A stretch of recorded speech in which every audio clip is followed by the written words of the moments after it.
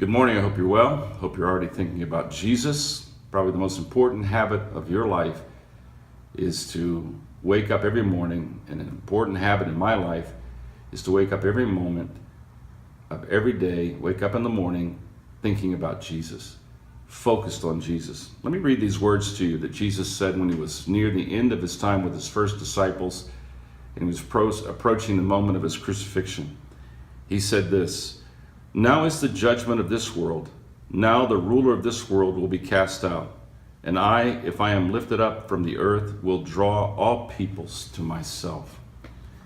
One of the biggest mistakes that I can make as a Christian, that we can make as Christians, is to ignore Jesus. Sometimes it seems to me that people have a conversion experience that is very, very strong. And when they have that conversion experience, the last thing in the world that they will do is ignore Jesus.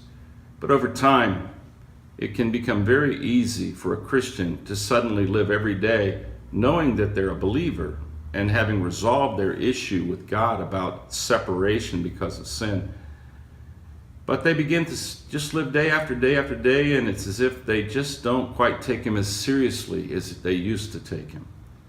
One of the things that I learned early in my Christian life from an author named C.S. Lewis in his book, Mere Christianity, is that the one thing that Jesus did, which really set him apart, was he would not let people ignore him. He kept forcing the subject about his identity on people.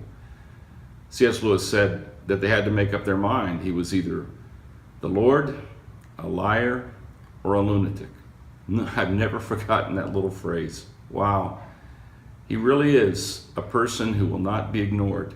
The reason he won't be ignored, he's like the sun. You can't ignore it. You can live under it every day, but it's impossible to ignore. It's like water. You can't ignore water. You'll get so thirsty that you'll go looking for water.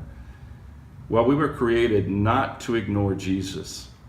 And when he was lifted up on the cross, and since that moment, he has made human beings around the world not ignore him.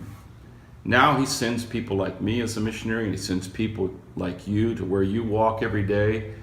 And your job is not to control people, but it is your job to not let people just walk past Jesus and not have at least an opportunity to understand who he is. I was in Europe this past year, and Christianity flourished in Europe for so many centuries. And now the impression that I got, and I could be wrong, but the impression that I got was that the people in Europe were kind of like yawning about Christianity. And if you brought it up, it was almost like they would look at you like, well, why are you bringing that up? That's not relevant anymore.